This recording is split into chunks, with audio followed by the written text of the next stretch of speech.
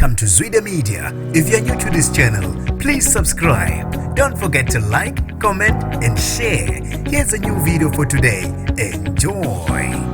Isiqalile inkonzo yomncwabo obengumsakazi woKhozi FM Bheka Mchunu. Nginibingelele ngiphinde nginamukele kuphinda kuphi la nibona khona le video. Mangoqala usijonele lekhasi wamolekela igama lami ngusibonga konke wakandwande. Mothanda ungangibiza intatheli ka YouTube. Isiqalile inkonzo yomncwabo obengumsakazi woKhozi FM Bheka Mchunu ebanjelwe engwelezane endaweni yaseMpangeni. Kulindile ukuthi umndeni wakaMchunu ududuzwe ngabaculi abadumile kuphinde kube nesikhulumo okubala kuzo nezivela kuhulumeni ngokubika kwephephandaba isolezwe.